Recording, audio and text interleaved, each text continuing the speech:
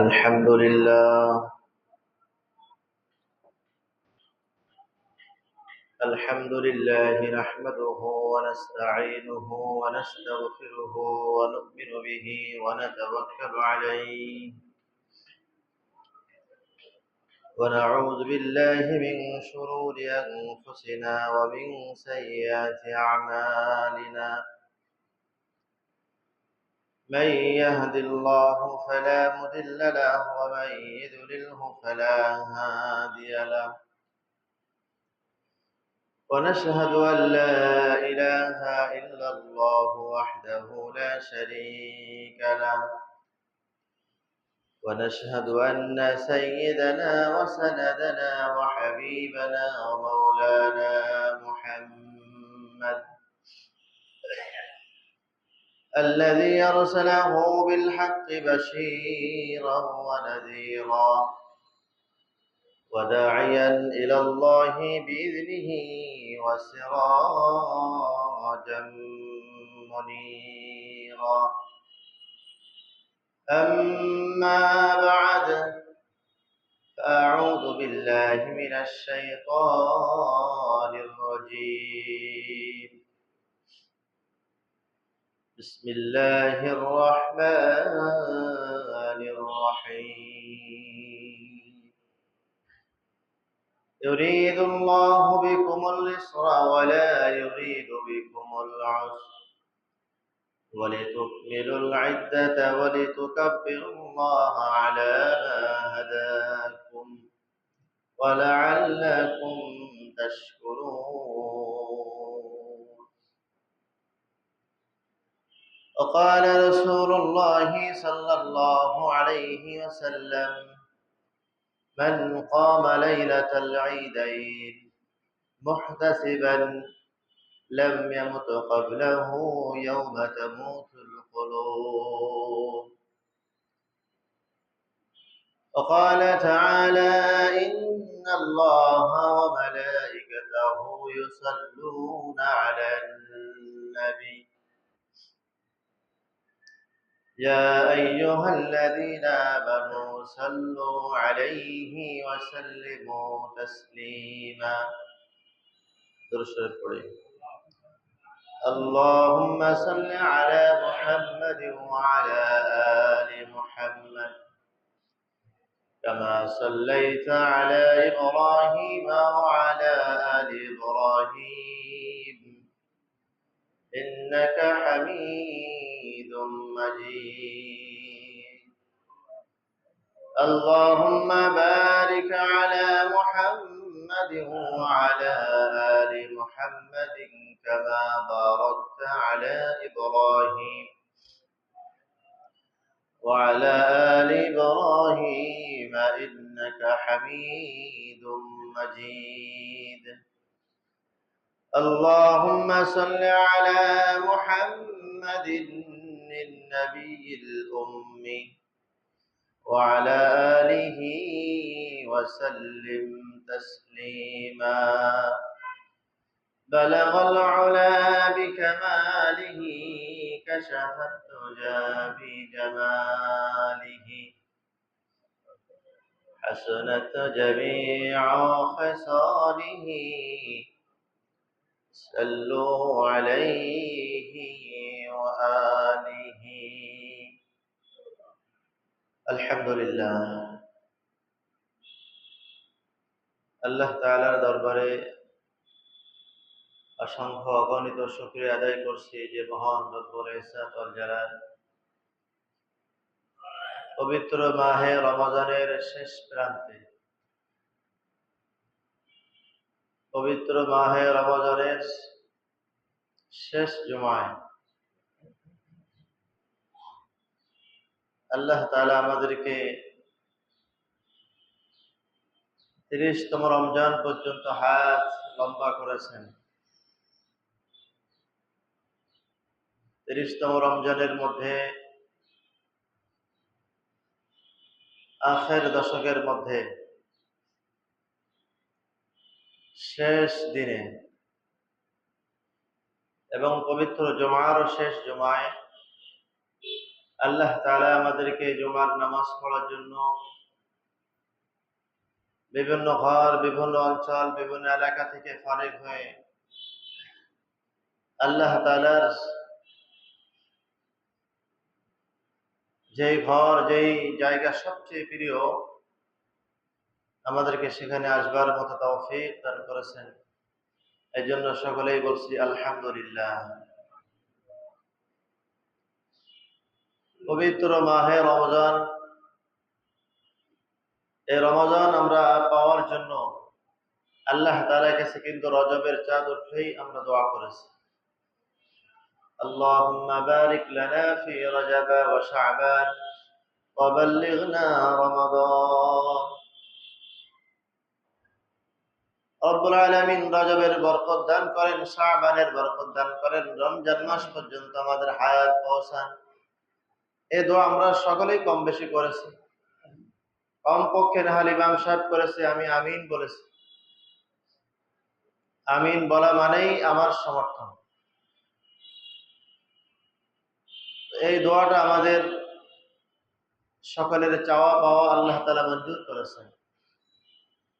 এমন হতে পারত যে রমজানের চাঁদ ওঠার 1 সেকেন্ড আগে আমি ইন্তেকাল হয়েছি, তাহলে আমি তো এই বরকতময় মাস পেতাম না। তার মানেই রমজান মাস পাওয়া মানে আমার দোয়া কবুল হওয়া, আমার দোয়া মঞ্জুর হয়েছে আল্লাহ তাআলার কাছে। সাথে সাথে দীর্ঘ একটা মাস সিয়াম সাধনার মধ্যে আমরা কাটাচ্ছি। সারাদিন রোজা রেখে আল্লাহ তাআলার হুকুম পালন করছি। আমরা এমন সময় এত নির্জন কক্ষে থাকি, পৃথিবীর কোনো মানুষ জানে না, দেখেও না। এরপরও কিন্তু আমরা রোজা অবস্থায় কিছু খাই না। সন্ধ্যার সময় ইফতার আমাদের সামনে থাকে, ভালো ভালো খাবার 10-15 মিনিট আগেই আমাদের প্রস্তুত হয়ে যায়। সেখানে আমরা চাইলে খেতে পারি, কিন্তু আল্লাহ তাআলাকে ভয় করে খাই নাই। এই একটা মাস সিয়াম সাধনার মধ্যে কাটাইছি, আজকে শেষ হচ্ছে। তো এই রমজান পাওয়ার জন্য আমরা আল্লাহ তাআলার কাছে দোয়া করেছি। একটা রমজান যখন বেড়ে গেছে, আমাদের বেড়ে যাওয়া মানে 29 হওয়ার সম্ভাবনা অনেক সময় থাকে, 30ও হয়। তো 29-এ আমাদের অনেকের আকাঙ্ক্ষা হয় একটা রোজা বেড়ে গেলে ভালো হতো। যারা কবর জগতে আছে তাদেরও কিন্তু এই তামান্না থাকে, আরো একদিন বেড়ে যাক, আজাব আরো একদিন বন্ধ থাকবে। আমরা যারা মুমিন মুত্তাকি, আমরাও তামান্না করেছিলাম যে রোজার 30টাই হোক, কমপক্ষে একটা রোজা তো বেড়ে গেল। একটা রোজার বদলতা কি পরিমাণ আল্লাহ তাআলা দিবেন আল্লাহ তাআলা জানেন। সাথে সাথে তারাবিও বেড়েছে, দীর্ঘ 20 রাকাত নামাজ জামাতের সাথে পড়েছি, সাহারি খেয়েছি, সুন্নাত আমল হয়েছে, ফজরের নামাজ জামাতের সাথে পড়েছি, অনেক মর্যাদার আমল হয়েছে। উপরন্তু যারা আমাদের দুনিয়াবী মার্কেটে আছে, এদেরও তামান্না থাকে যে রোজা বেশি হোক, তাদের বেচা কেনা ভালো হোক, তারা সময় পাবে। কিন্তু তাদের চাওয়া পাওয়া আর মুমিন মুত্তাকি যারা হবে তাদের চাওয়া পাওয়া এক না। এখানেই আমাদের পার্থক্য হয়ে যায়। তো অনুরূপ ভাবে আখিরাতেও আল্লাহ তাআলা এইভাবে পার্থক্য করে দেবেন। যারা রোজা রেখেছে আর যারা রাখে নাই, তারা তো অনেক ব্যবধান। যারা তারাবি নামাজ পড়েছে আর যারা পড়ে নাই, এদের ব্যবধান অনেক ভিন্ন হবে। রাসূল আকরাম সাল্লাল্লাহু আলাইহি ওয়াসাল্লাম হাদিসের মধ্যে বলেছেন, মান কামা লাইলাতাল ঈমানান ওয়া ইহতিসাবান গুফিরা লাহু মা তাকদ্দামা মিন যামবিহি। যারা ঈমানের সাথে সওয়াবের আশায় 20 রাকাত তারাবি নামাজ পড়েছে, আল্লাহ তাআলা তাদের প্রত্যেক রাকাতের মধ্যে 1.5 লক্ষ নেকি আল্লাহ তাআলা দান করেছেন। তারা 20 রাকাতে কত নেকি পেয়েছে, আর 30 দিন আমরা পড়েছি, চাঁদ উঠলে শুরু করেছিলাম, আজকে চাঁদ উঠলে বন্ধ হবে। 30-এর পরে আর 2 মাস যায় না, চাঁদ উঠুক বা না উঠুক, আজকে আমাদের আর তারাবি নাই। আরবি মাস 30-এর উপরে কখনো যায় না। এই রমজান মাস পেয়ে আমাদের যাদের আমল ঠিক হয়েছে, অবস্থা ঠিক হয়েছে, চাল চলন পরিবর্তন হয়েছে, তাদের না রমজান মাস এসে উপকার হয়েছে। অনেকের রমজানের আগে যেভাবে ছিল ঠিক রমজান মাসে এভাবে চলেছে। তো এই রমজান মাস পেয়ে কি হলো? রমজান মাস তো আসলে মানুষ সংশোধনের মাস। রমজান মাস হলো মানুষের পরিবর্তন হওয়ার মাস। আর রমজান শুরু হয়েছিল, আজকে শেষ হয়ে যাচ্ছে। 1 বছর পর আবার রমজান মাস আসবে। আমাদের হায়াত থাকলে পাবো, না থাকলে পাবো না। আল্লাহ তাআলা রমজানে কত বরকত রেখেছেন, কত রহমত রেখেছেন। রমজান যখন শুরু হয়েছে, যারা রোজা রেখেছে, রোজাদারদের আল্লাহ তাআলা সম্মান করেছেন। যারা রোজা রাখে, রোজাদারদের সম্মানার্থে আল্লাহ তাআলা প্রত্যেক দিন তার জান্নাত সুসজ্জিত করেছে। জান্নাত আল্লাহ তাআলা সাজিয়েছেন। রমজান মাসের রোজা রাখার কারণে রোজাদারের আল্লাহ তাআলা এমন সম্মান করেছেন, প্রত্যেক দিন তার একটা দোয়া কবুল করেছেন। প্রত্যেক দিন আমার দোয়া কবুল হয়েছে, আপনার একটা দোয়া কবুল হয়েছে। রমজান মাসের সম্মানার্থে আল্লাহ তাআলা প্রত্যেক দিন 10 লক্ষ জাহান্নামীদেরকে আল্লাহ তাআলা মাফ করেছেন। শুরু থেকে আস্তে আস্তে 29 পর্যন্ত যে পরিমাণ মানুষ মাফ পেয়েছে, 30 রমজান ঈদের রাতে আল্লাহ তাআলা সম পরিমাণ লোককে জাহান্নাম থেকে বের করে জান্নাতের ফয়সালা করবেন। এটা শুধুমাত্র রমজানের বরকত, রমজানের সম্মানার্থে, রমজানের ফজিলতের কারণে আল্লাহ তাআলা করেছেন এবং করবেন। তো এত বরকত, এত ফজিলত আল্লাহ তাআলা দিলেন, আর আমি আপনি সামান্য অজুহাতে এই বরকতময় মাসে রোজা থেকে দূরে রেখেছি। এর থেকে আর বদনসিব কি হবে? এই জন্য শুরুতে বলেছিলাম, পয়গম্বর আরবি সাল্লাল্লাহু আলাইহি ওয়াসাল্লাম রমজান মাস আসলে সাহাবাদেরকে নিয়ে মিম্বারের কাছে বসছিলেন। এরকম মিম্বারে 3 বার আমিন বলেছিলেন। তার একটা কারণ ছিল, যারা রমজান মাস পেয়েও নিজেদের গুনাহ খাতা মাফ করাতে পারবে না, তারা হতভাগা, তারা দুর্ভাগা, তারা বদনসিবওয়ালা। আল্লাহ তাআলা আমাদেরকে বদনসিব না করেন। আল্লাহ তাআলা যেন আমাদেরকে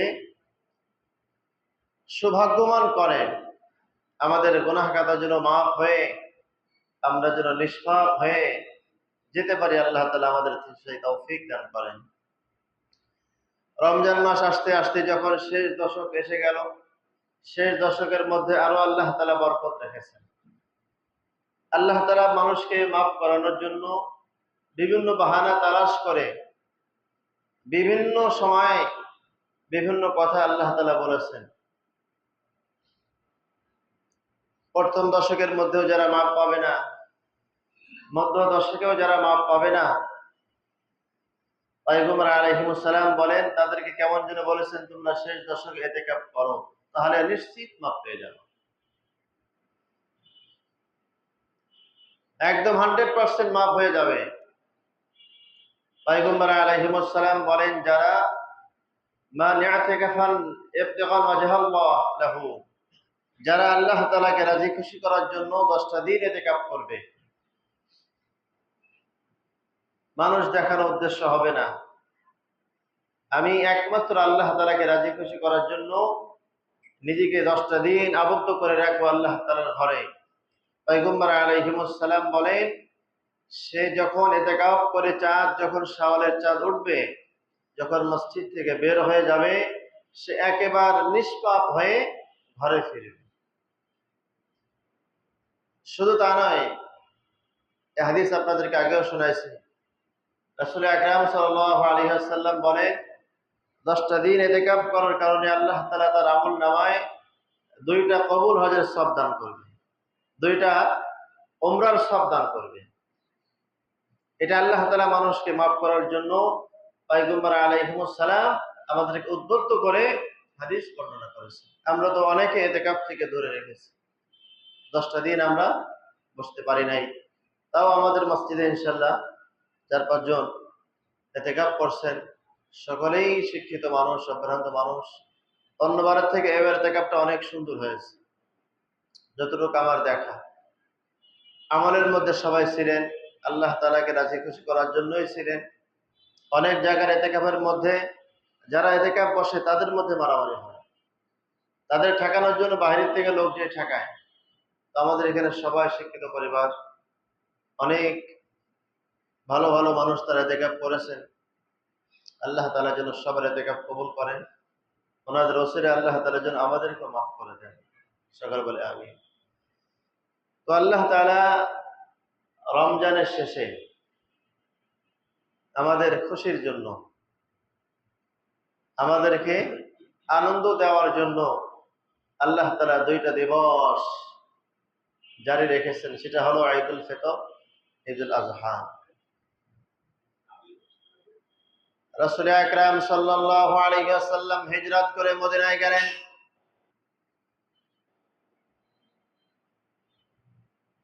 রাসূল আকরাম সাল্লাল্লাহু আলাইহি ওয়াসাল্লাম যখন হিজরত করে মদিনায় পৌঁছালেন, দেখে মদিনার লোকেরা সব 2টা দিবস আসলে তারা আনন্দ উৎসব করে, নাচ গান করে, বাদ্যযন্ত্র করে, বিভিন্ন উৎসবে তারা ওই দিন মেতে থাকে।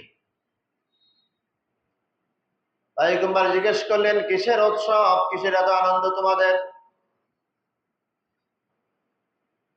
তখন তারা বলে, এটা আমরা জাহিলি যুগ থেকে দেখে আসছি, তারা এই দিবস আসলে আনন্দ করত, উল্লাস করত, নাচ গান করে বেড়াতো, তারা বাদ্যযন্ত্র বাজাতো। সেই ধারা আমরা ধরে রাখছি, জাহিলিয়াতের যুগ থেকে যেটা হয়ে আসছে সেটা আমরা করছি। পয়গম্বর আলাইহিস সালাম বলেন, না, এটা হতে পারে না। তোমাদের উৎসবের মধ্যে, তোমাদের আনন্দের মধ্যে আল্লাহ তাআলা রাজি খুশি নাই। তোমরা যে আনন্দ উৎসব করে থাকো, এটার মধ্যে আল্লাহ তাআলা রেজামন্দি না, আল্লাহ তাআলা সন্তুষ্ট না। আল্লাহ তাআলা সন্তুষ্ট হন, রাজি হন, এবং 2টা দিবস তোমাদের জন্য আল্লাহ তাআলা বাজেট করেছেন। আল্লাহ তাআলা এদের মধ্যে কেমন যেন বলেন, ওয়ালিতুকাব্বিরুল্লাহ আলা মা হাদাকুম ওয়া লাআল্লাকুম তাশকুরুন। একটা মাস আমরা সিয়ামের মধ্যে অতিবাহিত করেছি। আল্লাহ তাআলা বলেন, তোমরা 1 মাস সিয়াম সাধনা করে আমার হুকুম পালন করেছো, 1 মাস তোমাদের কষ্ট হয়েছে, নফসকে তোমরা কষ্ট দিয়েছো। তার মানে তোমরা সৌভাগ্য প্রাপ্ত হয়েছে, হেদায়েত প্রাপ্ত হয়ে গেছো। ওয়ালাআল্লাকুম তাশকুরুন, সুতরাং তোমরা শুকরিয়া আদায় করতে করতে, তাকবীর পড়তে পড়তে তোমরা মাঠে ময়দানে যাবে, তাকবীর পড়তে পড়তে তোমরা ঘরে প্রবেশ করবে। এইজন্য পয়গম্বর আলাইহিস সালাম বলেন, আমি তোমাদের জন্য 2টা দিবস নিয়ে আসলাম, একটা হলো ঈদুল ফিতর, একটা হলো ঈদুল আযহা। এই দিনগুলোর মধ্যে তোমরা আনন্দ উৎসব করবে। আল্লাহ তাআলা আনন্দ করার জন্য সুন্দর সুন্দর পন্থা বলে দিলেন। এই জন্য আমাদের সামনে ঈদ, আগামীকালকে ঈদ হবে। ঈদুল ফিতরের নামাজ পড়বো আমরা, একে অপরের সঙ্গে দেখা হবে, তাকাব্বালাল্লাহু মিন্না ওয়া মিনকুম দুআ করব, শুভেচ্ছা বিনিময় করব। এই জন্য আমাদেরকে পয়গম্বর আলাইহিস সালাম আমাদেরকে কিছু সুন্নাহ শিখাইছেন। ঈদের আগের দিনের বা ঈদের দিনের যে সুন্নাহ সমূহ, এই সুন্নাহ সম্পর্কে আমাদের কিছু আলোচনা। 1 নম্বর সুন্নাহ হলো 29 অথবা 30 রমজানে পশ্চিম আকাশে চাঁদ তালাশ করা।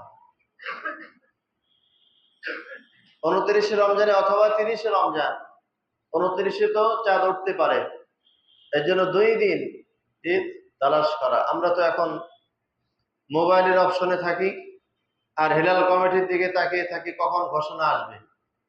সুন্নাহ হলো স্বচক্ষে নিজের চোখে চাঁদ দেখা, এটা হলো সুন্নাতে কিফায়া। সবাই তালাশ করবে, না দেখতে পেলে একজন দেখলেও যথেষ্ট হবে।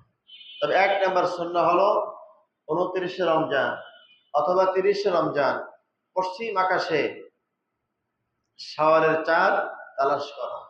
প্রত্যেক মাসের চাঁদ তালাশ করা মুসলমানদের জন্য অজীব। বিশেষ করে শাবানের এবং রমজানের এই 2টা মাসের চাঁদ সব মুসলমান তালাশ করবে, যাতে যেন মতভেদ না হয়, ই না হয়। আজ এই তালাশ না করার কারণে আজকেও কয়েকটা অঞ্চলে দেখলাম ঈদের নামাজ পড়েছে। আফগানিস্তান ঈদ হচ্ছে, সে আফগানিস্তান এখানে নিয়ে আসছে। অথচ রাসূল আকরাম সাল্লাল্লাহু আলাইহি সাল্লাম বললেন, তোমাদের 1 নম্বর সুন্নাহ হলো ঈদের চাঁদ স্বচক্ষে দেখবে। চাঁদ দেখার সাথে সাথে কি করবে?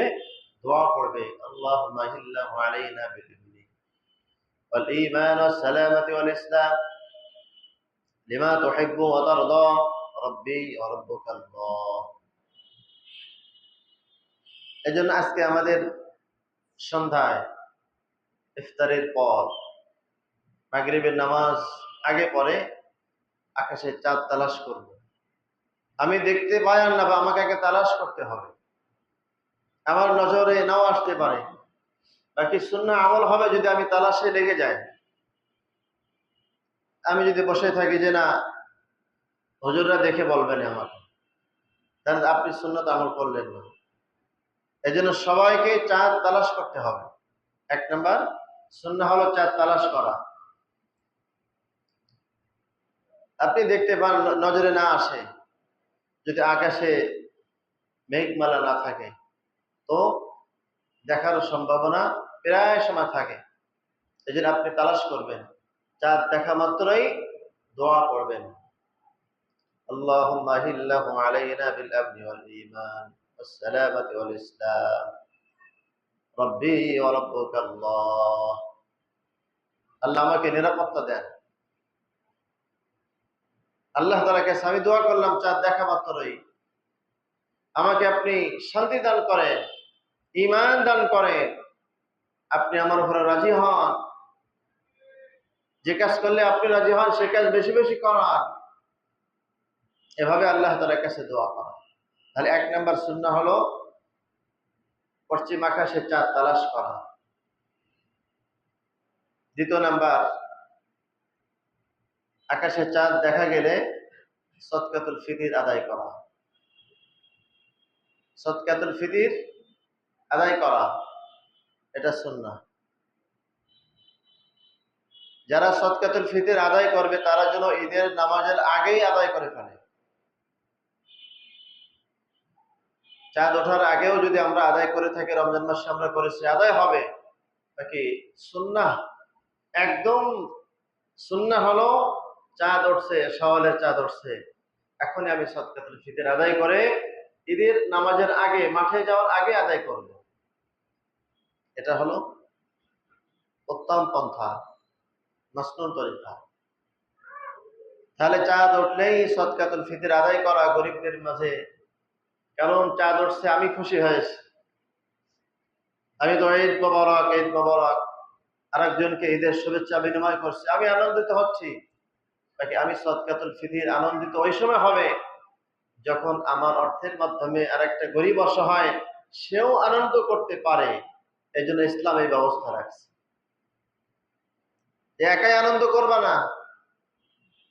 তুমি যে সমাজে বসবাস করো ওখানে অনেক গরিব আছে, অসহায় আছে, তাদের মুখে হাসি ফুটাও, তাদেরকে আনন্দ প্রকাশ করার জন্য সাহায্য করো। আনন্দ প্রকাশ হয় টাকা পয়সা আসলে, ঋণ পরিশোধ হলে, ভালো জামা কিনতে পারলে, ভালো সুন্দরভাবে চলাফেরা করতে পারলে আনন্দ হয়। তো আমি সদকাতুল ফিতর আদায় করে একজন গরিবকে আনন্দ করার জন্য সাহায্য করব। আর একটা সুন্নাহ হলো চাঁদ দেখা গেলে তাকবীর বলা। আমি আকাশে চাঁদ দেখেছি, সাথে সাথে আমি তাকবীর বলবো, আল্লাহু আকবার, আল্লাহু আকবার, লা ইলাহা ইল্লাল্লাহ, আল্লাহু আকবার, আল্লাহু আকবার, ওয়ালিল্লাহিল হামদ। আল্লাহ তাআলার বড়ত্ব প্রশংসা করব। এটা পুরুষও বলবে, মহিলাও বলবে। মহিলাও ঘরের কাজের মধ্যে এ তাকবীর গুনগুন করে বলবে আর কাজ করবে। আর পুরুষরাও হাঁটা চলার মধ্যে বসে আছে তাকবীর গুলো বলবে চাঁদ দেখার পরে। শাওয়ালের চাঁদ দেখলেই এই তাকবীর বলা সুন্নাহ। আর একটা সুন্নাহ হলো ঈদের দিন সকালবেলা ঘুম থেকে একটু আগে আগে ওঠা। এমন না হয় যে আজকে তো সাহারি নাই, লম্বা ঘুম দিয়ে 8টার সময় নামাজ হবে, আমি 7:30টায় উঠবো, এমন না।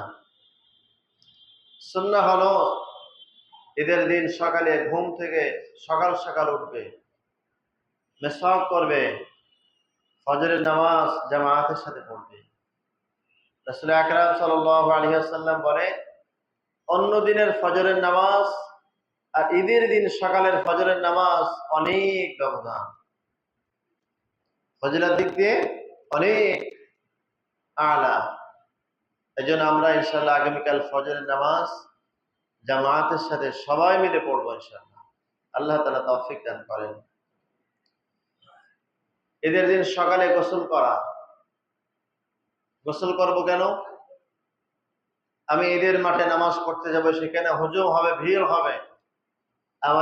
আমার শরীর থেকে যদি ঘামের গন্ধ আসে, বিভিন্ন দুর্গন্ধ যদি আমার শরীর থেকে আসে, আর একজন নামাজিকে কষ্ট হবে, আর একজন মুমিন যে হবে তার কষ্ট হবে। এই জন্য ইসলাম শেখাইছে যে না, ঈদের দিন সকালে গোসল করো, যাতে শরীর থেকে যেন দুর্গন্ধ না ছড়ায়, আর একজন মুসলমানের কষ্ট না হয়। এই জন্য ইসলাম আমাদেরকে শেখাইছে গোসল করে এরপরে মেসওয়াক করতে হবে। রাসূল আকরাম সাল্লাল্লাহু আলাইহি ওয়াসাল্লাম তো মেসওয়াক অধিক পরিমাণে করতেন। ঘুম থেকে উঠে মেসওয়াক করতেন, নামাজের শুরুতে মেসওয়াক, ওযুর শুরুতে মেসওয়াক, বাসায় ঢুকলে মেসওয়াক। রাসূল আকরাম সাল্লাল্লাহু আলাইহি ওয়াসাল্লাম বলেন, as-সিওয়াকু মাতহারাতুল লিল ফাহমি ওয়া মারযাতুল লিরাব্বি। মেসওয়াক দ্বারা যেরকম ভাবে মুখ পরিষ্কার হয়, মুখের দুর্গন্ধ চলে যায়, আরো বড় ফজিলত হলো ওয়া মারযাতুল লিরাব্বি, মেসওয়াকের দ্বারা আল্লাহ তাআলা রাজি হয়, মেসওয়াকের দ্বারা আল্লাহ তাআলা খুশি হন। মেসওয়াকের অনেক ফজিলত রয়েছে। সবচেয়ে বড় ফজিলত হলো যারা মেসওয়াক করে হামেশা সবসময় যেন মেসওয়াক করে, তাদের মওতের সময় কালিমা নসিব হয়। বিরাজ দিয়ে আপনি মুখ পরিষ্কার করেন, মুখ পরিষ্কার হবে। অমারজাতুল রব্বে হবে না, আল্লাহ তাআলা রেজামন্দি হবে না। রেজামন্দি হলো মেসওয়াক। বিভিন্ন ডাল দিয়ে আপনি মেসওয়াক করেন। এজন্য সকালবেলা মেসওয়াক করে গোসল করা, এটা হলো ঈদের দিন অন্যতম একটা সুন্নাহ। আমার গালের থেকে দুর্গন্ধ যদি হয়, আমি আর একজনকে ঈদের শুভেচ্ছা দিতে পারবো না, তার কষ্ট হবে, তোর মুখ সরা। শরীর থেকে গন্ধ আসে, সরে বয়। এই জন্য ইসলাম আমাদের সুন্দর বার্তা শেখাইছেন যে ঈদের দিন সকালে গোসল করো, উত্তম গোসল, ভালোভাবে গোসল করো, এরপরে মেসওয়াক করে মুখ পরিষ্কার করো। উত্তম পোশাক পরিধান করার কথা আসছে হাদিসের মধ্যে, নতুন কাপড় তা না। রাসূল আকরাম সাল্লাল্লাহু আলাইহি ওয়াসাল্লাম বলেন যে তোমরা উত্তম পোশাক যেটা আছে তোমার 5টা পোশাক আছে, মধ্যে সবচেয়ে ভালো কোনটা সেটা পরো। আমাদের সমাজে তো এখন নতুন জামা না হলে ঈদ হয় না, নতুন পাঞ্জাবি না হলে, নতুন লিবাস না হলে ঈদ হয় না, এমন না। এটা বেহুদা, অনর্থক। যদি আমার ভালো কাপড় থাকে সেই কাপড় দিয়েই হবে। এই জন্য পয়গম্বর আলাইহিস সালাম সুন্নাহ বললেন যে উত্তম পোশাক যেটা তোমার কাছে সবচেয়ে ভালো, 5টা কাপড়ের মধ্যে, 4টা কাপড়ের মধ্যে ওই কাপড়টাই পরো। আর আমাদের ছেলে মেয়েদেরকে ত্যাগের জন্য শেখানো, আমি যেরকম আবদার করে সুন্দর একটা জামা নিয়েছি, আমার পাশে গরিব একটা ছেলে আছে, সেও তো তার মায়ের কাছে আব্বার কাছে আবদার করছে সে নতুন জামা পেয়েছে কিনা।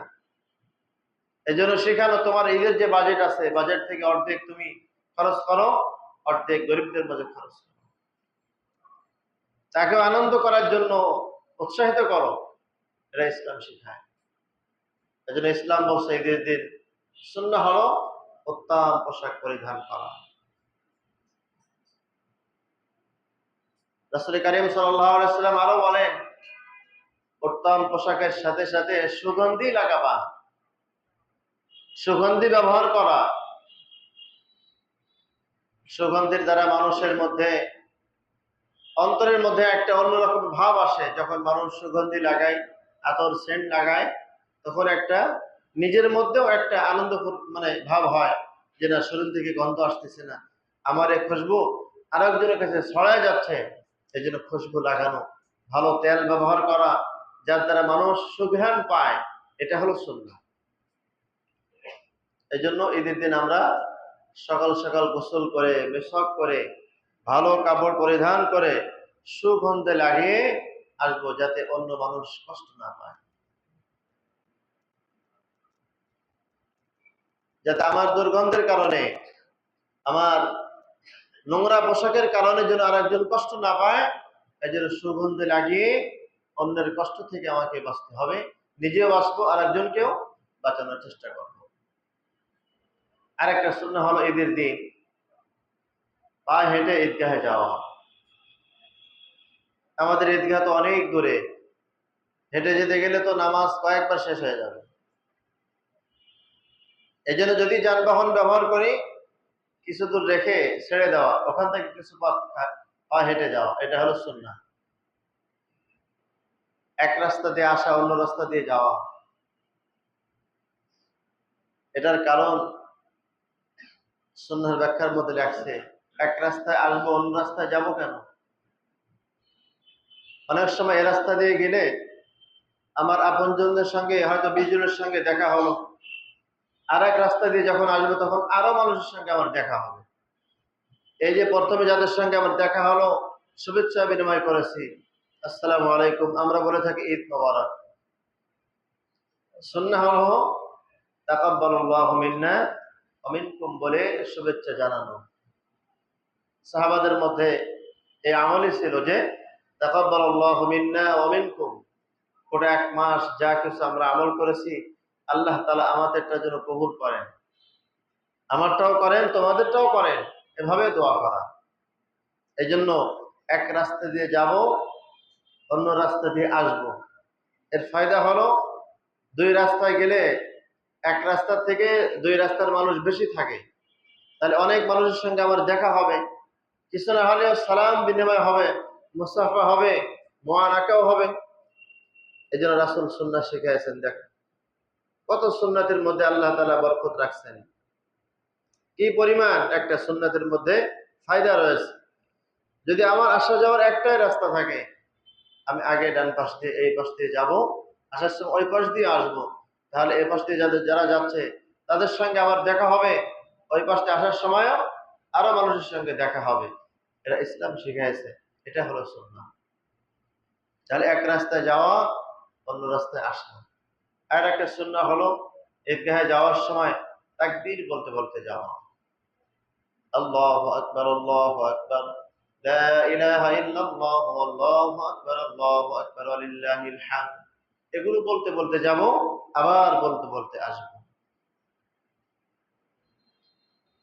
আরেকটা সুন্নাহ হলো ঈদের দিন, ঈদুল ফিতরের দিন সকাল সকাল ঈদের নামাজে যাওয়ার আগে কিছু খেয়ে নেওয়া, মিষ্টি জাতীয় দ্রব্য কিছু খাওয়া, এটা সুন্নাহ। তবে উত্তম সুন্নাহ হলো কমপক্ষে একটা খুরমা খাওয়া, খেজুর খাওয়া। সাহাবারা খেজুর আর পানি খেয়ে ঈদের নামাজ পড়তে যেতেন। আমাদের তো সেমাই, এটা আমরা এখন মিষ্টির মধ্যে অন্যতম একটা, আমাদের সকলে ঈদের দিন পরিবারের মধ্যে সেমাই থাকে, সেমাই খেতে পারে, তবে সাথে সাথে একটা খেজুর খাওয়ার চেষ্টা করবেন, তাহলে সাহাবাদের নমুনায় আমল হয়ে যাবে। সাহাবারা সব খাওয়ার পরেও একটা খুরমা খেয়ে ঈদের নামাজে চলে যেতেন। ঈদের নামাজ মাঠে পড়া সুন্নাহ।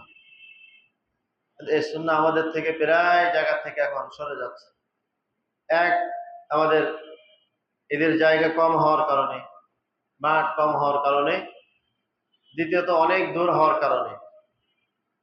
এখানেও আল্লাহ রাসূল সাল্লাল্লাহু আলাইহি সাল্লাম কত সুন্দরভাবে আমাদের শিখিয়েছেন একটা সুন্নাহ, ঈদের নামাজ মাঠে পড়বো কেন। অনেক সময় একই মহল্লায় একাধিক মসজিদ থাকে, ওক্তে গেলে একজনের সঙ্গে দেখা হয়, পাঁচজনের সঙ্গে দেখা হয়, কিন্তু কয়েক মসজিদ মিলে যখন এক জায়গায় ঈদের নামাজ পড়বে, সেখানে অনেক মানুষের সঙ্গে আমার শুভেচ্ছা বিনিময় হবে, অনেকের সঙ্গে আমার দেখা হবে। এই জন্য পয়গম্বর সাল্লাল্লাহু আলাইহি সাল্লাম বলেন, ঈদের নামাজ মাঠেই আদায় করো, এটা হলো সুন্নাহ। আমাদের এখন অবস্থা পরিবর্তনের কারণে সব মহল্লায় মহল্লায় মসজিদ মসজিদ এখন ঈদের নামাজ হচ্ছে। সম্ভব হলে কয়েকটা মসজিদ মিলে এক জায়গায় ঈদের নামাজ পড়া, তাহলে 5টা মসজিদ মিলে যদি এক জায়গায় পড়া হয়, কমপক্ষে 5টা মসজিদের সবার সঙ্গে আমার দেখা হবে। আর দেখা হলে কিছু না হোক সালাম বিনিময় তো হবে, ঈদের শুভেচ্ছা হবে, মোয়ানাকাও হবে, এরপরে তার কৌশল বিনিময় জানা যাবে। এটা হলো অন্যতম একটা সুন্নাহ। আল্লাহ। আর একটা সুন্নাহ হলো ঈদের নামাজ ঈদগাহে পড়া।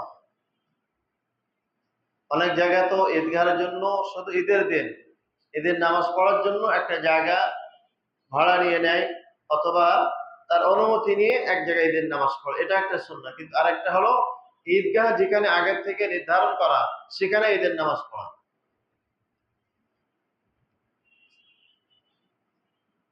রাসূল কারীম সাল্লাল্লাহু আলাইহি ওয়াসাল্লাম বলেন, মান কামা লাইলাতাল ঈদাইন মুহতাসাবান লাম ইয়ামুত ক্বাবলাহু ইয়ামুতু তামুতুল কুলুব ইয়াওমা তামুতুল কুলুব। রাসূল কারীম সাল্লাল্লাহু আলাইহি ওয়াসাল্লাম বলেন, ঈদের রাতে যারা ইবাদত বندگی করবে, দুই ঈদের রাতে যারা ইবাদত বندگی করবে, তাদের অন্তর মরবে না। যেদিন সবার অন্তর মরে যাবে, তার অন্তর মরবে না, তার অন্তর সজাগ থাকবে। এই জন্য আমরা অনেক সময় বলি যে মরার মতো ঘুমাস কেন, কোনো খবর নাই কি হয়ে যাচ্ছে। তার মানে তার ঘুমটা মৌতের সঙ্গে। মানুষ যেরকম মরে গেলে কিছুই করতে পারে না, বলতে পারে না, অনেক সময় এমন ঘুম ঘুমায় তার পাশ দিয়ে ঝড় হয়ে গেলেও বলতে পারে না। এই জন্য তাকে বলা হয় মরার মতো ঘুমাস কেন। তো রাসূল কারীম সাল্লাল্লাহু আলাইহি ওয়াসাল্লাম বলেন, মান কামা লাইলাতাল ঈদাইন মুহতাসাবান লাম ইয়ামুত ক্বাবলাহু ইয়াওমা তামুতুল কুলুব। যারা দুই ঈদের রাতে ইবাদত বندگی করবে একনিষ্ঠভাবে, সওয়াবের আশায়, আমি নামাজ পড়ছি, এখানে ইবাদত বندگی করলাম কেন, আল্লাহ তাআলাকে রাজি খুশি করার জন্য। আমি আল্লাহ তাআলাকে রাজি খুশি করার জন্য ঈদের রাতে ইবাদত বندگی করলাম সওয়াবের আশায়। রাসূল কারীম সাল্লাল্লাহু আলাইহি ওয়াসাল্লাম বলেন, যেদিন সবার অন্তর মরে যাবে, গাফেল হয়ে যাবে, যারা ইবাদত বندگی করবে তাদের অন্তর মরবে না, গাফেল হবে না। এজন্য আজকে সে রাত এসে গেছে, আমরা রাতে ইবাদত করব। ইবাদত করতে হলে জাগতে হয়, আর জাগা অনেক রকম। অনেকে আছে 4 স্টোরের মধ্যে সারা রাত কাটিয়ে দেয়, অনেকে আছে খেলাধুলার মধ্যে রাত অতিবাহিত করে, অনেকে আছে মার্কেটের মধ্যে রাত শেষ করে দেবে। এই জায়গা সেই জায়গা না। এই জায়গা হলো ইবাদতের মাধ্যমে, আল্লাহ তাআলার হুকুম পালনের মাধ্যমে তেলাওয়াত হবে, জিকির হবে, দোয়া হবে, নামাজ হবে। এর মধ্যে দিয়ে যদি আমি রাত কাটাতে পারি, ইবাদত বندگی করতে পারি, সেই জায়গায় হবে আসল জায়গা।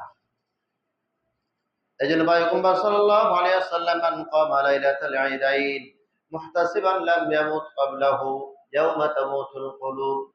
যারা ঈদের রাতে ইবাদত বندگی করবে, যেদিন সবার অন্তর মরবে, ইবাদত বندگی করলে ওনার অন্তর মরবে না।